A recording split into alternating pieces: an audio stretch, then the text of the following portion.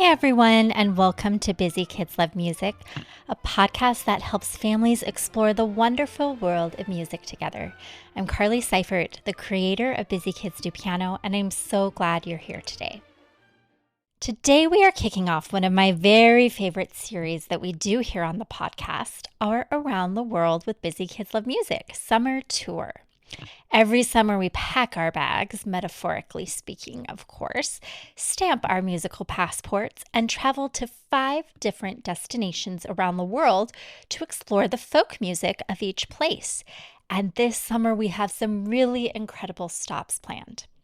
If you're new here and this is your first time joining us for the world tour, welcome. I am so glad you found us. And if you've been along for previous tours, you already know how fun this is. Either way, I think you're going to love where we're headed this summer. Before we take off on our first stop, I want to take just a moment to explain what folk music actually is, because it's a word we use a lot in this series, and it's worth understanding what makes it special. Folk music is the music of everyday people. It's not usually written by a famous composer and performed in a concert hall. Instead, folk music grows out of the daily life, the stories, the history, and traditions of a community. It gets passed down from generation to generation, sometimes written down, but often just shared by ear, the way a grandmother teaches a grandchild the songs she learned from her own grandmother. Folk music might tell the story of a community's history, celebrate a harvest or a holiday, accompany a dance, or express something that words alone can't quite capture. Every culture in the world has folk music, and while the instruments and rhythms and melodies are all different depending on where you are, the purpose is the same. Folk music connects people to each other and to the places they come from. Which brings us to our very first stop on this summer's tour.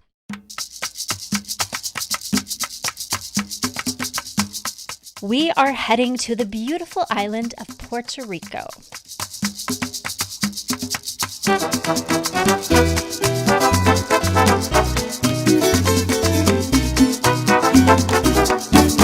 Del patio celestial llamaron a caridad porque se formó la bomba y no tenían con quién bailar. Del patio celestial. Now, if you've been paying attention to music news lately, you might have heard a lot about Puerto Rico recently, and one artist in particular, Bad Bunny. Bad Bunny performed at the Super Bowl earlier this year, and it was a full-on celebration of Puerto Rican culture, music, and pride. And whether or not you watch the Super Bowl, there's a very good chance you've heard his music somewhere. Bad Bunny makes music in a style called reggaeton, which is a genre influenced by hip-hop, Caribbean rhythms, and Jamaican dancehall. It's incredibly popular all around the world right now, and while reggaeton isn't the folk music we're going to focus on today, here's the thing that's so fascinating. Reggaeton has deep roots in the very same cultural soil as Puerto Rico's folk traditions. The rhythms, the call and response, the way music is woven into community life, all of that goes back centuries.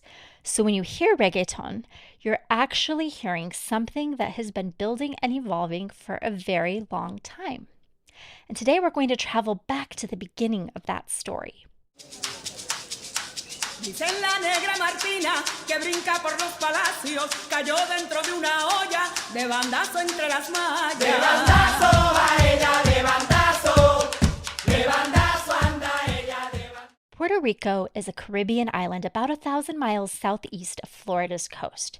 It's been home to people for thousands of years, and the music of Puerto Rico reflects every layer of that long, complex history. The first people to live on that island were the Taíno, an indigenous people who had lived throughout the Caribbean for centuries before European contact. The Taíno had their own musical traditions, including a range of ceremonial songs and dances called arreto. The arreto was more than entertainment. It was how the Taíno preserved their history, honored their ancestors, and celebrated important events in community life. People would gather together, and a leader would sing the beginning of a song or a story, with the group responding and then repeating. Music, memory, and community were completely inseparable. When Spanish colonizers arrived in the early 1500s, life for the Taíno changed devastatingly and irreversibly. Many Taíno people died from disease and the violence of colonization, and their population was decimated within just a few generations.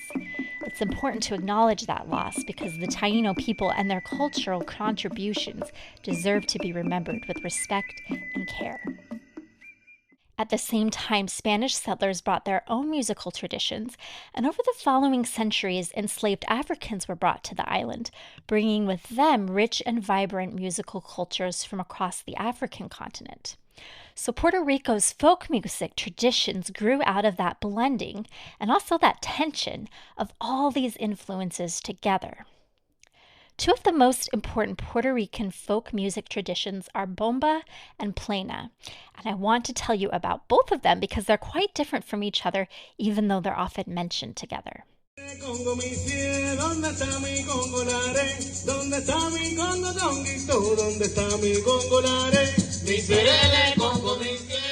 Bomba is the older of the two traditions, and it has deep roots in the music and culture of enslaved Africans in Puerto Rico. It developed on the sugarcane plantations of the island, where enslaved people created music as a way to maintain connection, express resistance, and preserve community. At the heart of bomba is a conversation between a drummer and a dancer. The drummer doesn't lead the dancer leads the drummer. Whatever the dancer does with their body, the drummer follows and responds. It's musical dialogue, and it's unlike almost anything else in the folk music world. The primary instrument in bomba is a barrel drum, also called barril de bomba. These drums were often made from whatever materials were available, including barrels used for storing rum or salt cod. The music is rhythmically complex and incredibly energetic, and a bomba performance is a joyful, communal event where the line between performer and audience often disappears completely. Plena is a bit younger than bomba, developing in the early 1900s in the cities of Ponce on Puerto Rico's southern coast. Where bomba is about rhythm and movement, plena is often described as the sung newspaper of Puerto Rico, because plena songs told stories about real events happening in communities. A fire in the neighborhood, a famous crime, a political scandal, a storm. These were the kinds of things plena singers wrote about. It was a living, breathing news report set to music, and it gave ordinary people a way to comment on and process the world around them.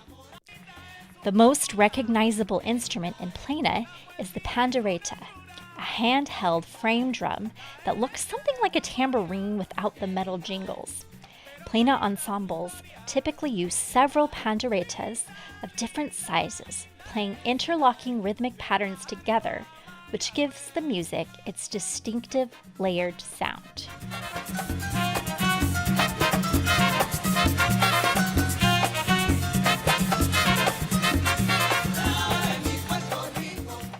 Can you hear the difference between bomba and plena? Both are incredibly rhythmic, but plena has that lighter, tambourine-like sound from the panderetas, while bomba has the deeper, more resonant sound of the barrel drums. Another beloved Puerto Rican folk tradition is the music of jíbara, the rural mountain farmers of Puerto Rico's interior. Jíbara music is sometimes called música jíbara, and it features the cuatro, a small guitar-like instrument that is Puerto Rico's national instrument. The cuatro has 10 strings arranged in 5 pairs, and in the hands of a skilled player, it can produce some incredibly beautiful and intricate melodies.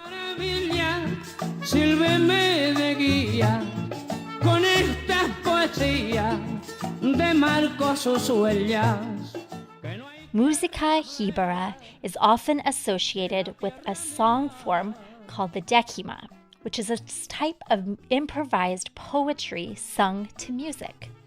A décima follows a very specific structure of 10 lines with a particular rhyme scheme, and skilled performers can improvise décimas on the spot, creating new verses in response to a topic, a challenge from another singer, or just the mood of the moment. It takes real musical intelligence and creativity, and watching a skilled dechima performer is genuinely impressive, even if you don't speak Spanish. The cuatro sound is so closely tied to Puerto Rican identity that even contemporary artists sometimes incorporate it into their music as a way of honoring their roots. It's a reminder that folk instruments don't have to stay frozen in the past. They can carry tradition right into the present. Folk music isn't something that belongs only to the past. In Puerto Rico, it's alive, it's evolving, and it's being protected and celebrated by people who understand just how precious it is. Today, we got to stamp our passport with our first stop on this summer's World's Tour, the island of Puerto Rico, with its layers of Taíno history, Spanish and African influences, and the vibrant traditions of bomba, plena, and música jíbara. You can find your downloadable passport and your first stamp to print at busykidsdupiano.com/podcast/177. I've also put together a curated playlist of Puerto Rican folk music examples so you can continue exploring after this episode and even see some of the instruments and dances that we learned about today. Before I let you go, if you're enjoying Busy Kids Love Music, would you do me a huge favor and take just a moment to rate and review the podcast? It truly makes such a difference in helping other families find the show. The more reviews we have, the easier it is for new listeners to discover us, and that means more kids getting to experience all of this amazing music from around the world. You can leave a review right in your podcast app, and it takes less than 2 minutes. I'd be so grateful. Well, we have 4 more incredible stops on this summer's tour still ahead of us, so be sure to come back in 2 weeks for our next destination. Until then, keep listening, keep learning, and keep making music. Thank you so much for being here.